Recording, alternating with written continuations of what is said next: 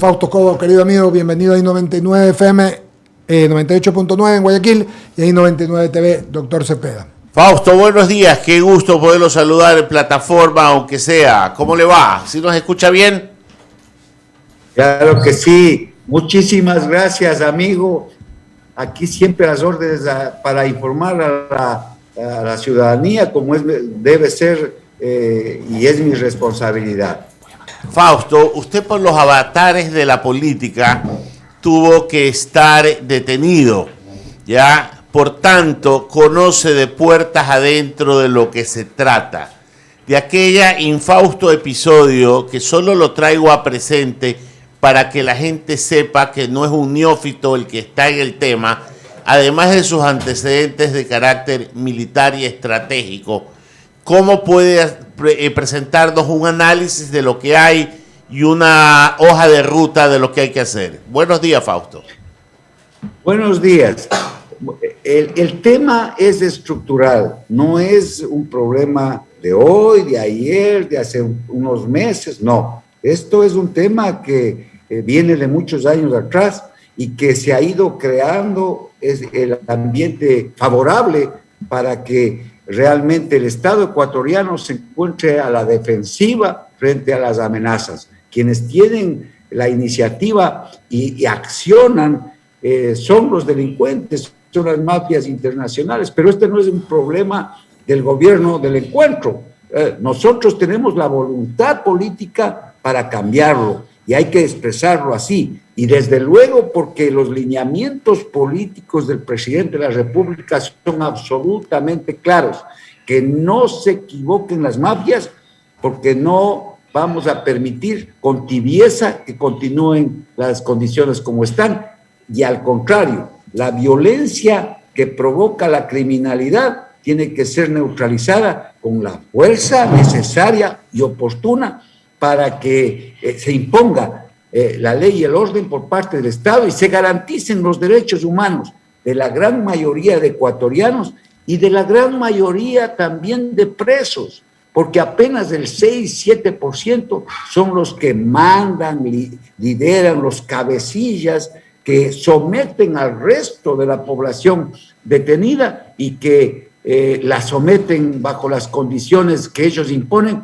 y los otros tienen que realmente someterse. Eso hay que cambiar, absolutamente, hay que cambiar. Yo he recibido la disposición para enfrentar la coyuntura, que es una cosa, y la parte estructural que debe estar dentro de un plan que ya está en desarrollo, un plan integral de seguridad del Estado, porque no hay cómo dividir lo que pasa en las cárceles con lo que pasa fuera de ellas.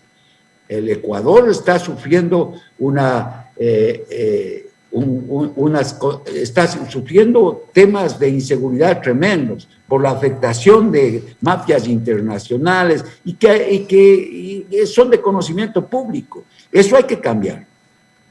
Fausto, lo escucho con atención y suscribo lo que dice. Pues yo no le echo la culpa a los guías penitenciarios que con tolete pretenden y con gas pretenden poner orden a rifles, granadas, armas de alto calibre, que vea Dios a saber cómo puede ingresar a las cárceles que técnicamente a uno lo registran peor que cuando uno trata de ingresar a visitar a un reo. Y además de eso tampoco Usted me fue a visitar a mí, pues, amigo. Sí. Casi a uno lo sellan como que si fuera res en el camal, caramba, con 7 sellos antes de poderlo ir a ver. Sí, es verdad, ya eso me refería a Fausto.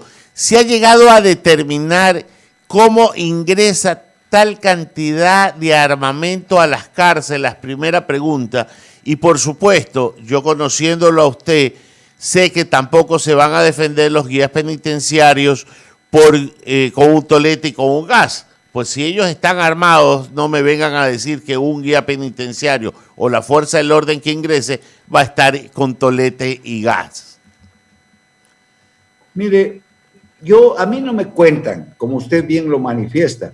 Yo soy acostumbrado por mi personalidad y por mi formación a ir al lugar de los hechos y verificar. Por eso en el último operativo del día sábado yo estuve a la cabeza, como debe ser.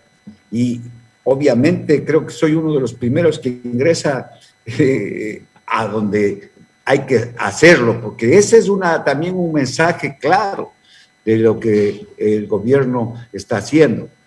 Pero en la cárcel de la Tacunga, 1 para 100, y ese 1 desarmado. Entonces yo le pregunto, ¿quién tiene la llave de las celdas? Así Clarísimo. de sencillo. Sí. Pero eso hay que cambiar, pues. Entonces, claro, un guía de estos que gana $1,000, qué sé yo, y sin armas, frente a 100, ¿se corrompe o no se corrompe? Claro que sí, pues. O le dicen, te mato, ¿qué? Eso hay que cambiar. Y está en la ley. Es difícil hacerlo porque está en la ley. Eso es de mediano plazo. Ahora hay que buscar las formas de neutralizar por la coyuntura. Y lo estamos haciendo. Por ejemplo, una acción clara. El día de ayer, el presidente de la República me dio los recursos suficientes para reforzar el filtro 3 de la cárcel de la Tacunga. Entré con el cuerpo de ingenieros del Ejército y la Escuela Politécnica del Ejército.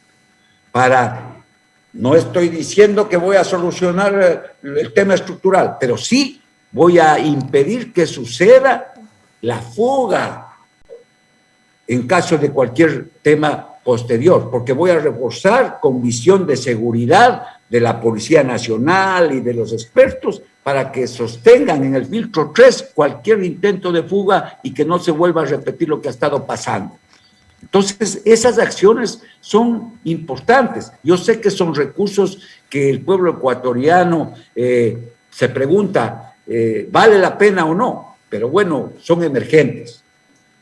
Sí, Fausto, y viene otra pregunta antes de darle el paso a Javier Segarra, porque yo discrepo cuando los amigos de los derechos humanos comienzan a decir pobrecitos los reos, pero cuando vemos que matan a mansalva a reos que están en otro pabellón haciendo labores de jardinería o hacen videos de reos decapitados, matados de una manera salvaje, resulta que ahí los derechos humanos no se toman en cuenta, pobrecitos ellos, y resulta que nos ponen en una suerte de entredicho en que el bien superior termina siendo el derecho de los reos y no el interés de la tranquilidad pública a través de una sociedad en orden.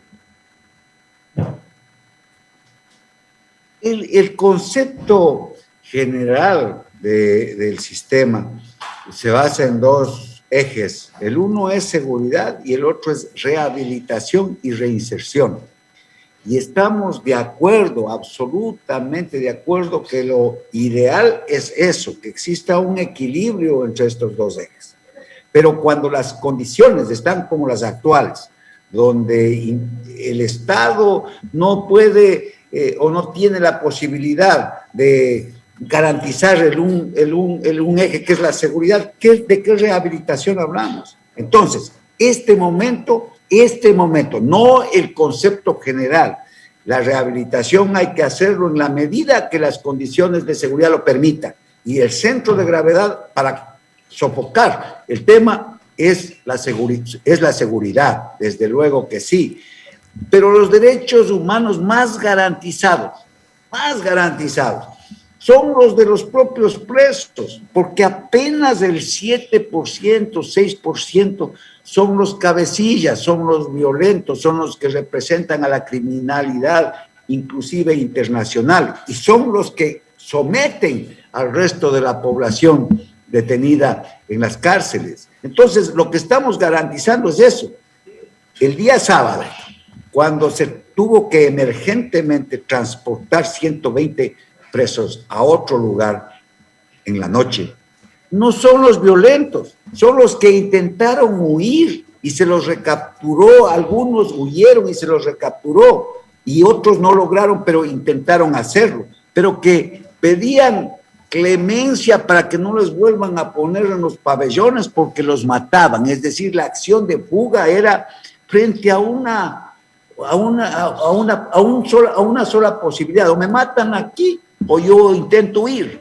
Y entonces tuvimos que transportarlos para garantizar sus derechos humanos. Entonces hay que comprender lo que pasa y ser consecuentes con la crisis que estamos viviendo para no hacer una crítica que a veces, que la aceptamos, pero que a veces son radicales y no tienen un sentido de lo que está sucediendo internamente. De acuerdo, y la única cosa que me queda clara, de las cosas que me queda clara, perdón, Fausto, es que si intenta fugar no los van a estar esperando con toletes y chiguetes, ¿verdad? No le escuché. Que si intentan fugar los reos, ya los guías penitenciarios no los van a estar esperando con toletes y chiguetes. Claro, y además el Estado no es el violento. Hay que poner la fuerza suficiente y oportuna, pero no es el tema de que fascista, que no, eso es el sentido común. Hay que defender los derechos humanos de todos, pero frente a esta crisis y frente a los criminales que intentan imponer sus condiciones, hay que hacerlo. Para eso es el Estado, para eso es la República, y si no, bueno, sería ya el colmo del caos y de la anarquía. Fausto, le paso a mi compañero en plataforma, Javier Segarra, que luego de abrir el micrófono continúa con la entrevista. Gracias, Ramiro Coronel. ¿Cómo le va? Buenos días, Javier Segarra. Javier, buenos días. Un gusto tenerlo en esta plataforma. Si ese 7% de los líderes, ¿por qué no hacemos con ellos y los trasladamos a otro lado y que se queden ahí solos y no influyan en el resto de la población carcelaria? Javier, lo que ha venido sucediendo y no debe suceder, para poner el punto, es que, por ejemplo, la tal clasificación de peligrosos, alta peligrosidad, mediana peligrosidad y mínima peligrosidad, tiene un sentido, que el régimen de cada una de estas etapas es diferente, porque obviamente no puede ser igual, pues sino para qué clasifica. Entonces, los de alta peligrosidad tienen un régimen especial, más severo, más estricto, los otros menos, y los otros obviamente tienen un régimen diferente. Esa clasificación a lo largo de este tiempo se ha venido haciendo a través de un parámetro, de 9 que existe para tener el criterio adecuado. ¿Sabe cuál es ese? ¿Cuál es? ¿A qué banda pertenece? Es decir, aquí van robo porque aquí va Nisquela Gasto, acá va Chonero. Y entonces ahora esas etapas no existen. Yo no voy a mentir al pueblo ecuatoriano. El pueblo sabe que yo no voy a mentir. Yo, como soy, hasta la tumba, transparente. Y entonces, obviamente, esa clasificación ya no existe. Es decir, donde son de alta peligrosidad, hay desde el crimen más alto hasta un delito menor, y que está sometido por los cabecillas. Es que es una cosa inaudita, pero la voluntad política del gobierno del encuentro es cambiar. Por eso Guillermo Lazo dijo, están equivocadas estas mafias, que no vamos a actuar con tibieza, sino con la ley.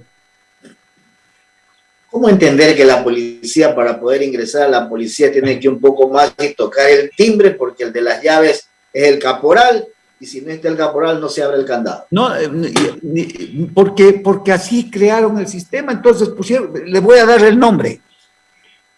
Lo confuso, mire. Sistema Nacional de Apoyo Integral, ni yo me acuerdo a veces, integral de adultos con pérdida de libertad y adolescentes infractores. Entonces uno oye, dice, qué maravilla, pero la realidad es otra. Entonces usted se encuentra con lo que usted está manifestando, que el caporal abre la puerta, pues, ¿por qué se guía frente a 100? ¿Cuál tiene la llave? Y ese uno guía sin armas, pero la ley así lo determina. Entonces, Es ilógico, esto no puede seguir así. Por eso el gobierno del cambio está haciendo un plan, ya está en desarrollo, un plan integral de seguridad del territorio del Estado. Y un capítulo de ese plan es el tema penitenciario, porque usted no puede dividir, poner un límite en lo que está pasando afuera con lo que está pasando adentro, porque están conectados, tremendamente conectados. Eso es así. Entonces, así como el Estado tiene que actuar integralmente, los capos, las organizaciones criminales lo hacen también desde su punto de vista. ¿Cómo entender que cuando usted visitó esa cárcel, donde llegó había internet y la policía no tenía internet? ¿Cómo entender o qué hacemos para que no haya internet ahí? ¿De quién es la responsabilidad? ¿Cuánto es que pagan para tener todos los servicios, colchones ortopédicos para que duerman bien y no se dañen el cuerpo? O sea, por Dios, ya. Usted ha dicho, por Dios, ya. Mire, es que, por ejemplo, es que hay una serie de elementos ahí, pues, y entonces ahí se confunden, se entrelazan. Por ejemplo, se dice que tienen que estudiar, y estoy de acuerdo. Los presos hay que darle facilidades. ¿Para qué? Pero los que se portan bien, pues, los que tienen derecho a hacerlo, pues, no para utilizar. Entonces, con el tema de que tienen que estudiar, entonces usted abre la señal y los otros utilizan para dirigir las actividades criminales. Por ejemplo, es un eje. Otro es que ciertas instalaciones administrativas están dentro del complejo y no protegidos en la parte externa. Entonces, los que están adentro también administrativos necesitan internet. Ahí se cruza.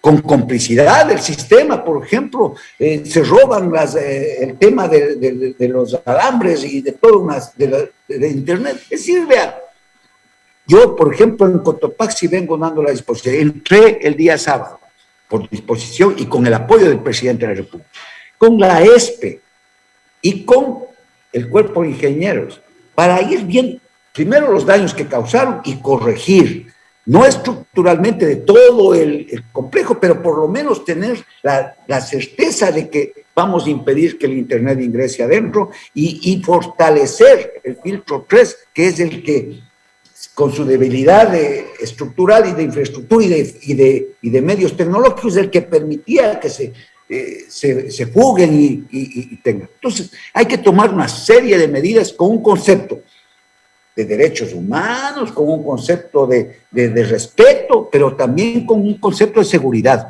Dentro de ese complejo grandote de Cotopaxi, no tienen agua. Mire, es que es inaudito. Ahí mismo están el que comete una infracción de tránsito con el que representa el cartel de Sinaloa.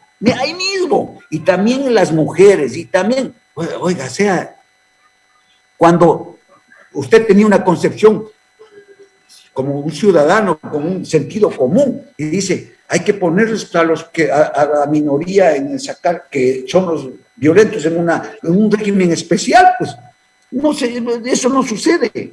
Eso hay que hacer. Y el presidente tiene claro el problema, como debe ser, como un estadista, pensando ahora en la coyuntura, pero más en el mediano y largo plazo. Alberto continúa con la entrevista, coronel Alberto Quintana. Gracias, saludando al coronel Fausto Cobo. Me imagino, coronel, ¿no?, que el momento en que se habló con usted para solicitarle se ponga al mando, usted dice, y con mucha razón, ¿no?, tremendo nombre, Servicio Nacional de Atención a Privados de Libertad y Adolescentes Infractores.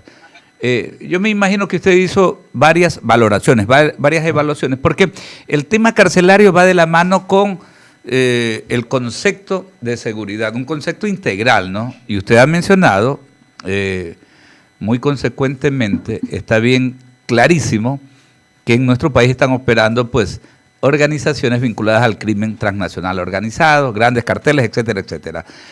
Básicamente me gustaría tener su impresión con respecto a eso, ¿no? Porque el tema es bien complicado, hablar de la seguridad general, más allá exclusivamente del tema de lo que ocurre en las cárceles, coronel. Mire, el concepto de seguridad está atravesado por elementos estructurales en el tema de la concepción, y obviamente uno de esos es la integralidad. Seguridad es el conjunto de acciones políticas, económicas, sociales, militares, ambientales, jurídicas, de gestión de riesgos y de otras expresiones del poder de una manera integral para neutralizar y eliminar antagonismos, presiones y amenazas, que no es lo mismo, pero para crear un ambiente relativo de seguridad que garantice que la sociedad desarrolle actividades orientadas al desarrollo y a otras actividades de esa naturaleza.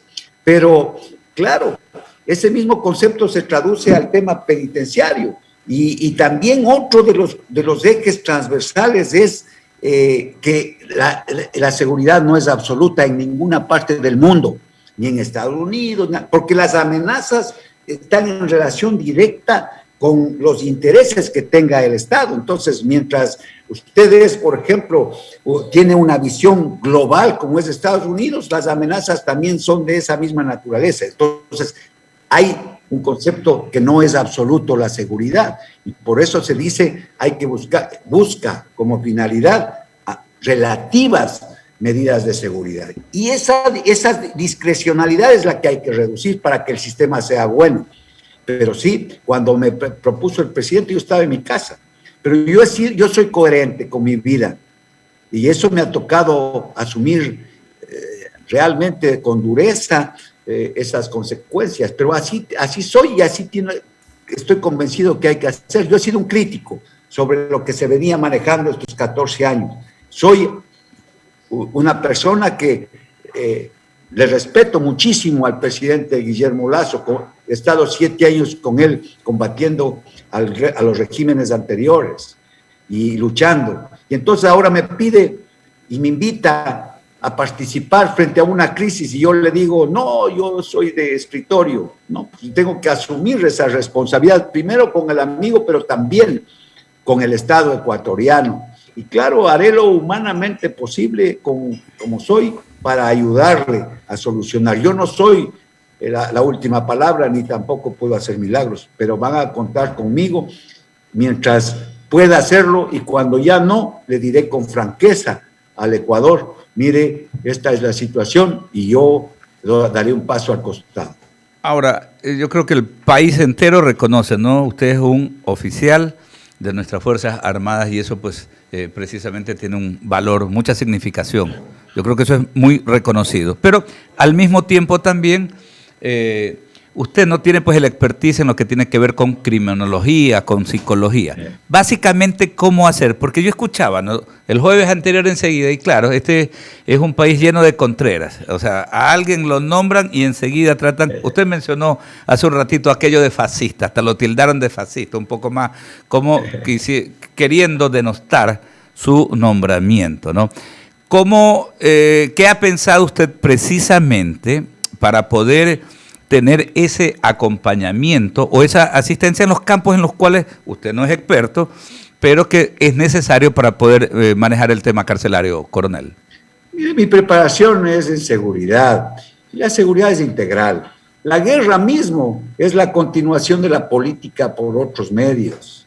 Entonces, esa crítica, es más, siempre he dicho que el problema no es militar, que el problema no es policial, solamente, también es, pero no solamente, que es integral. Yo tengo mi preparación clara en la universidad militar, en la Universidad de Defensa en Estados Unidos, en el Colegio Interamericano de Defensa. Ya soy un político que desde el escenario mismo, con experiencia, conoce cómo se manejan los temas. Así que con un buen asesoramiento, porque nadie conoce todo, sí, absolutamente todo, no. Aquí con humildad y con sencillez y con responsabilidad tiene que buscar un asesoramiento adecuado, obviamente para tomar decisiones. Correcto. Esa es la sabiduría que se consigue no solamente con títulos, sino también con la vida. La madurez de los años, precisamente eso lo llevan a uno decir, a ver, yo no puedo manejar, y usted tiene toda la razón, no todos nadie puede manejar todos los campos, y es importante que en algo pues de esta naturaleza pues eso se nutra de la experiencia de otras personas, pues que precisamente en el campo de la criminología, por ejemplo, de la psicología que se requiere, pues también hagan el acompañamiento en esta transformación que pretende el gobierno nacional hacer de nuestro sistema carcelario. Don Eduardo Mendoza Paladines. Querido coronel, qué gusto. Tantas veces hemos hablado, le mando un abrazo. Eduardo, muchas gusto gracias. saludarlo, Eduardo Mendoza Paladines. Lo he escuchado atentamente, y todo lo que usted dice es verdad. Y con Ramiro y Alberto, la última vez con Javier hablamos largamente de toda su trayectoria y los años que usted sirvió a la patria, primero en el ejército, luego en la política. Nos acordamos de Compromiso Ecuador, es decir, su larga trayectoria. Y usted dice algo que es verdad, ¿no? La madurez de la vida. Pero mucha gente podría pensar, y esta es mi pregunta, más que mi pregunta, la reflexión que le paso para que usted se la comente a la gente, que un hombre con sus quilates y con su experiencia, meterse en este rollo, porque es realmente un tema, como usted, ¿para qué le voy a dar la vuelta? En el que puede, o el que su vida está en peligro. Fausto Cobo, ¿por qué? Yo quisiera que nos alejemos un ratito de todo lo que acaba de decir, de sus conocimientos, de todo. ¿Por qué? Si usted podría... Sí. Porque soy soldado por naturaleza, porque desde los 15 años de edad entré al colegio militar con el convencimiento que lo más importante es el sacrificio frente a la defensa del país. Hoy tenemos una amenaza, y la amenaza es una presión dominante detrás de la cual se encuentra un poder igual o superior al del Estado. No es lo mismo amenaza que presión o que antagonismo. La amenaza es lo que yo estoy manifestando. Y es más, es una amenaza asimétrica, no convencional. Hay un nuevo modelo insurreccional en ciernes y ya en el escenario, no solamente aquí, sino en toda la región. Y entonces me surge nuevamente ese patriotismo, surge nuevamente el cariño que yo aprendí a tener y dispuesto a dar la vida, y lo hice en el 95, dispuesto a eso para defender la soberanía, el territorio nacional, pero además por mi familia, porque estoy defendiendo a mi familia, a mi mujer, a mis hijos, a mis hermanos, a mis nietos, porque están en peligro. Cuando van a la universidad, yo pienso, mis nietas, ojalá no le pase nada. Cuando va al trabajo, mi hijo, digo, Dios mío, ojalá no le asalten, ojalá un sicario no le meta un tiro. Frente a eso, entonces uno pesa. Y con mi esposa al lado, que es mujer de soldado, cuando me llamó Guillermo, le quedé viendo y me dijo, esa es tu misión. Mi querido Fausto Cobo, se me viene escuchándolo.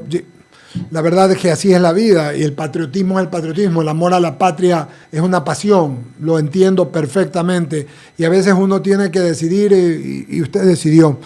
Lo voy a sacar del tema, pero para seguir en lo mismo, lo voy a sacar, digamos, del fondo, para ir a un poquito a un costado. ¿Juzga usted que, de esto lo hemos hablado 1000 veces aquí, hemos tenido paneles de cualquier tipo, con lo que está sucediendo, permitir que se usen armas de fuego de nuevo, ¿sería algo necesario o no lo es? ¿Qué piensa usted? Mire, yo pienso que responsablemente, frente a lo que vive el Ecuador ahora, responsablemente hay que otorgar esa licencia, ese permiso, con un estudio serio, con una normativa muy severa para utilizar el tema. Pero yo me pregunto, en el campo, en una actividad, ¿por qué razón, si es que el Estado no está en condiciones de darle la seguridad? Entonces, el ciudadano responsable, repito, con requisitos muy severos, tiene la obligación de defender también a su familia. Sí, señor. Así es de sencillo. Entonces, ese tema hay que analizarlo, pero o sea, no abrir. No abrir a todo el mundo. Eso no es posible. Pero por lo menos permitir que la gente pueda en su casa tener algo de dotación para poder, lo que está diciendo, defender, por lo menos algo así, por lo otro es absurdo, pues, ¿no? Es absurdo, porque yo, por ejemplo, si viene un criminal y se mete a mi casa, claro, yo con lo que tenga, con lo que encuentre, es mi obligación defenderme y defender a mi familia. Pero eso no es abrir. No, son dos cosas diferentes. Así es. Claro que sí. Son dos cosas diferentes. No es justo que el hombre bueno, que el hombre decente, que el hombre honesto esté en desventaja contra el criminal. Así es. Y ahí es importante esta ecuación que dice, el que provoca la violencia es el criminal, es el que está fuera de la ley. Y entonces el ciudadano honesto, a través del Estado, tiene que imponer la fuerza suficiente y oportuna. No puede ser posible que el concepto diga que ponga la fuerza, pero menor que el delincuente, que ahí no. La disuasión es el efecto que tiene estratégico, operativo, táctico frente a la amenaza, frente al delincuente, que dice, tiene este medio, pero está dispuesto a emplearlo. Yo tengo una frase para eso. A ver. Es preferible tener soldados y policías sin armas antes que armas sin policías y sin soldados. Es decir, yo tengo un arma, pero no la puedo emplear. Claro. Y él sabe que así es. Entonces, listo nomás, pues. Totalmente de acuerdo con usted. Y hago toda la, ¿cómo le digo? Hago toda la digresión de esto, porque yo lo que pienso es igual que usted, Fausto. Creo que pensamos todos iguales. Es dotación de algo para que usted pueda estar por lo menos en su casa tranquilo.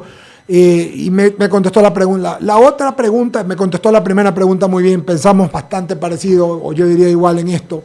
El día lunes, ayer, tuvimos también un conversatorio con Mario Pazmiño y con un penalista, el abogado Mario Velázquez. Y entre las cosas que se rescataron, hablamos, por ejemplo, que Mario Velázquez decía que de pronto se podía intervenir 90 días las cárceles sin que entre nadie, cosa que es difícil, mi querido Fausto, porque todo el mundo quiere visitar a sus personas, pero para hacer una especie de lo que se hizo en el municipio de Guayaquil, que hizo el ingeniero Férez Cordero, que 6 meses tiró abajo, o lo hizo Carlos Luis Morales, que en paz descanse, para poder poner orden, entrar con todo, parar que no entre nada más así, sino muy, muy resguardado. Es una idea que no es mía, pero se la comento.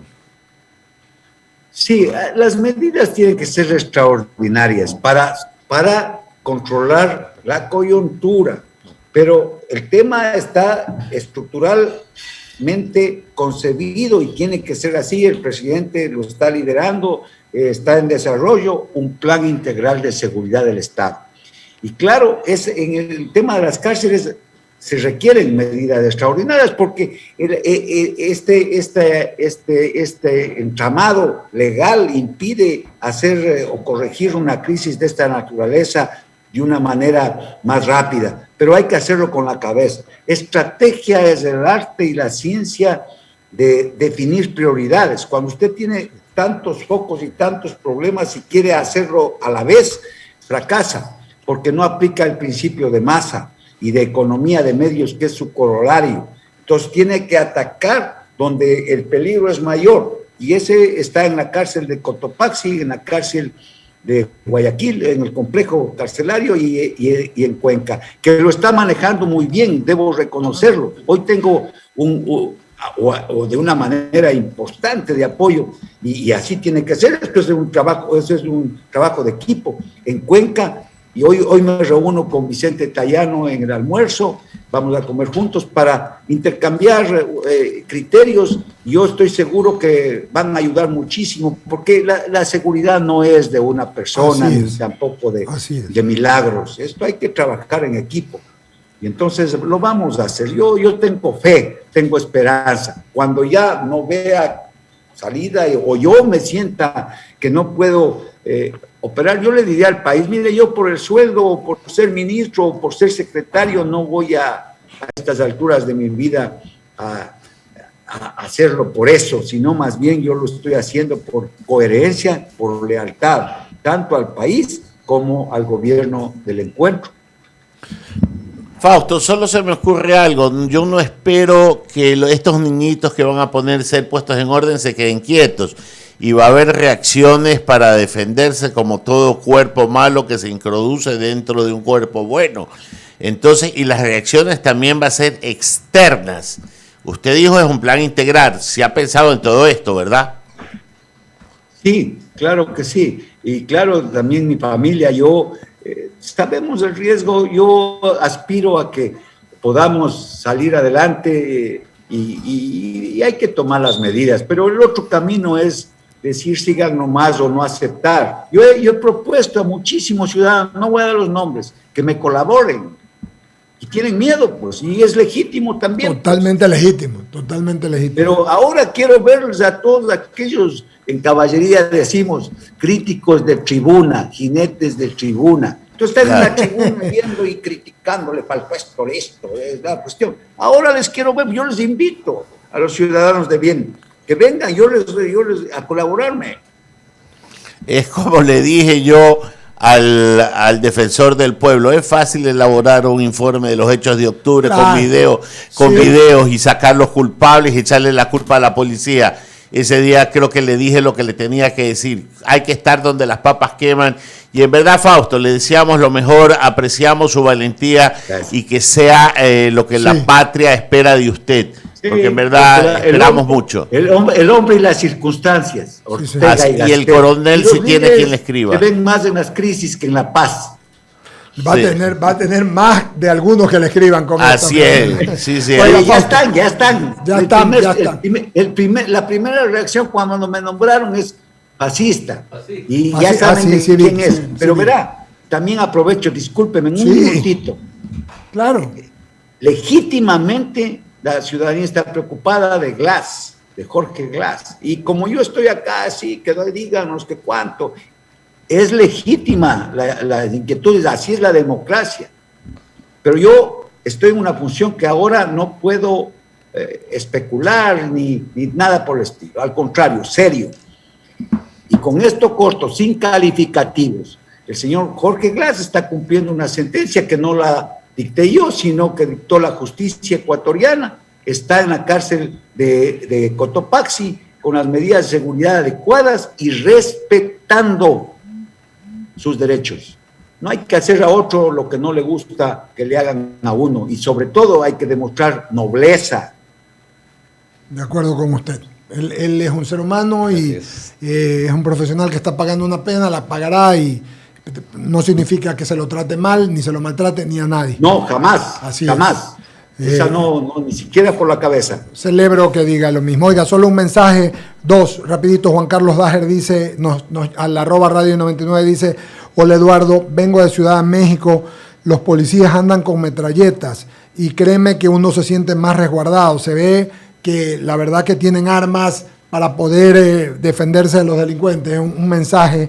Y el otro mensaje me dice: felicitaciones, coronel, buen operativo, siga adelante. Esto me dice Luis Rafael. Con esto, agradecerle, Fausto, por su amabilidad, que le vaya bien en el almuerzo con Vicente Tallano. Muchísimas gracias. Queridos amigos, y también fueron compañeros en Compromiso Ecuador, pues me recuerdo, ¿verdad? Los dos estuvieron ahí. A ver, mi relación con Guillermo Lazo es porque él me invita. Yo ya estaba fuera de la política. Yo había agradecido a Sociedad Patriótica. Ya estaba en mi casa, en mi cuartel de invierno. Estaba en su cuartel de invierno. Guillermo me llama y me dice: acompáñame en la lucha contra las enmiendas que proponía Correa, entre esas la reelección indefinida. Y entonces creamos Compromiso Ecuador porque no podíamos entrar, creo, en una estructura los políticos que veníamos de afuera. Inclusive había la necesidad de que en esa lucha esté la izquierda, la derecha, sea un tema de Estado. Estuvieron toditos, yo me acuerdo, todos, Pachacuti, socialistas, estuvo todo el mundo allí. Recuerdo. Así es, porque era la única forma de de complementarnos. Y ahí tuve el honor de estar al lado de Guillermo Lazo y ahí hicimos una relación de respeto. Yo le respeto muchísimo a Guillermo Lazo, porque le he visto su manera de pensar y su forma de actuar. Muchas gracias, mi querido Fausto. Un abrazo, Fausto, Un abrazo a la qué gusto distancia. verlo. Gusto de saludarlo. Dios les pague y bendíganme ahí. Amén. Claro, amén, que amén. lo cuiden. Que Dios lo cuide, que le vaya bien. Y ¿no? que vaya a comer almadraba y con Vicente, que es cliente, dígale que lo lleve. Que lo lleve. Y que no me vayan a visitar a Tumbes. Bueno, si está en Guayaquil ya lo invito, vaya a almorzar al Almadraba y ahí los veo. En la calle Tumbes, ahí sí, pero no Ahí en Tumbes, va, ya ahí no va, quiero eso, ahí ya va. no quiero. Ya A Tumbes y a Bogotá también, ¿ah? También. Y Un ahí, abrazo. mire eso, ¿no? La diferencia. Y ustedes saben que yo no tenía nada que ver en el entierro, pero asumí por lealtad y con compromiso para no quedarse de afuera, le fui, le traje y aquí estamos. Y me fui a la cárcel con él, eso se llama lealtad. Sí, señor. Siempre lo Y he valentía. citado. Y valentía. Y valentía. El que no debe, no la teme. Así es. Gracias, Fausto Cobo. Un gran abrazo. ¿ah?